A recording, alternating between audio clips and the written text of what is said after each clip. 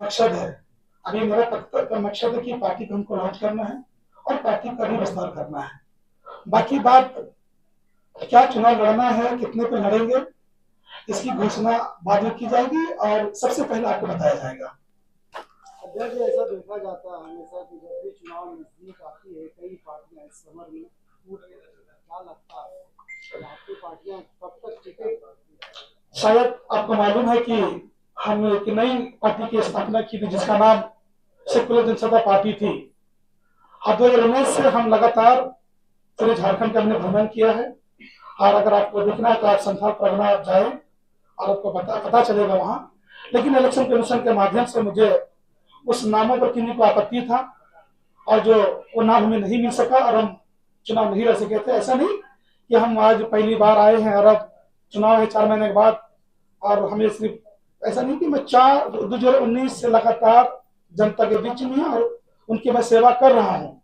तो आज मुझे ऐसा महसूस हुआ कि नहीं, जनता के बीच में जाना चाहिए और अपन जो जनता का हक है, अधिकार है, जो आज छीना जा रहा है, जो उनसे वंचित रखा जा रहा है, तो मुझे लगा कि नहीं, आपकी विकास पार्टी कैसी पार्टी है जो उनकी समस्या को हल कर सकता है। मेरा चुनाव लड़ने से कोई मकसद नहीं है, मेरा मकसद है लोगों की सेवा करना। अक्सर देखा जाता है कि सभी पार्टियां कई मुद्दे के साथ जनता के बीच में जाती है। आपकी पार्टी में क्या मुद्दा है जनता के बीच में, क्या कुछ लेकर के जाना? बिल्कुल, आज आपको मालूम है कि हमारे झारखंड में बहुत कमजोर दबे कुचले परिवार लोग रहते हैं और अदर स्टेटों में जाकर पलायन कर रहे हैं। हमें अपने स्टेट पर गर्व है, फक्र है कि हिंदुस्तान का पहला ऐसा राज्य झारखंड है जहाँ खाना संपत्ति से भरपूर है। लेकिन मुझे अफसोस है कि जब कोई चाय बादशाह की बहन भात भात कह के मर जाता है, उनको भात नसीब नहीं होता है, ये मुझे अफसोस की बात है। और रोजगार नहीं मिल पाता है। हमारी लक्ष्य है कि जो भी प्रदेश की जो कल्याणकारी योजना सरकार की चलेगी वो जन जन तक पहुंचेगा और जो भी असहाय लोग हैं जो आज मुख्य धाराओं से जो हट चुके हैं, आज हमारी पार्टी उनको जोड़ने का काम करेगा। गठन ही हो रही है, आज फिर लॉन्चिंग का डेट है आज। फिर हम लोग जब पार्टी के सभी पदाधिकारी लोग बैठेंगे तो जैसा कि जिस उद्देश्य मुख्यतः पार्टी का जो मैनिफेस्टो होगा उसका मुख्य केंद्र बिंदु होगा कि ये जो प्रदेश का गठन का जो उद्देश्य था उस उद्देश्य के मुख्य बिंदु जो है वही पार्टी के घोषणा पत्र में होगा।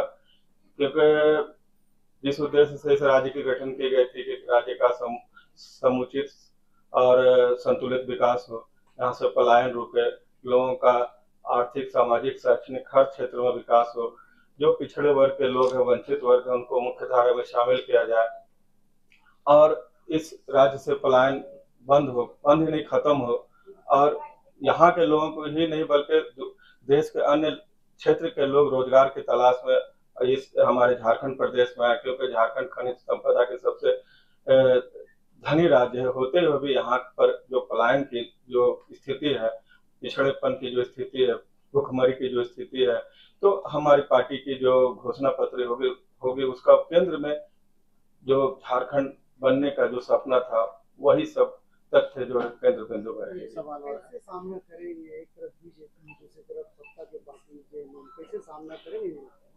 देखिए, अगर इरादा पक्का हो, लक्ष्य की ओर अगर आदमी मेहनत करे तो कहा ही जाता है कि अगर आप चाहते हो, कर सकते हो तो आप कर सकते हो। और प्रयास एक ऐसी चीज है कि जैसे कि स्कूली शिक्षा में हम लोगों को सिखाया जाता था कि करत करत अभ्यास जड़मति होत सुजान, आवत जावत रस्सी सिल पर परत निशान। जब एक मुलायम सी रस्सी से इतने पत्थर पे, शिला पे निशान पड़ जाते हैं तो यहाँ तो जनमानस है। आज का जनमानस पहले का जनमानस नहीं है, फिर भी बहुत हद तक आज का जनमानस जागरूक है। हमारे पार्टी के पदाधिकारी डोर टू डोर जाएंगे, 1-to-1 कॉन्टेक्ट करेंगे और प्रदेश के गठन के उद्देश्यों के बारे में लोगों को बताएंगे। लोग स्वतः जागरूक होंगे, हमारे पार्टी की ओर आकर्षित होंगे, जुड़ेंगे और हमारे उद्देश्यों में अपना योगदान देंगे और सेवा का अवसर देंगे। पार्टी अपने बलबूते पे अपने एजेंडे को पूरा करेगी, लेके चलेगी अवश्य। या किसी के साथ अलायंस करेगी? ये तो समय और आवश्यकता की बात हो गई है ना। आवश्यकता आविष्कार की जननी है।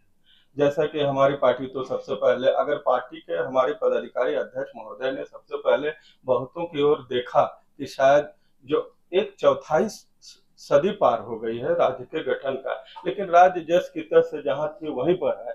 तो अगर इनको किसी पार्टी में कोई ऐसा स्कोप नजर आता है तो इस तरह का उद्देश्य नहीं करते। तो उनको ये लगा कि कोई पार्टी जो है राज्य के गठन के उद्देश्य की दिशा में कार्य नहीं कर रही है, तो हम एक नई पार्टी का उनका आवश्यकता महसूस हुई।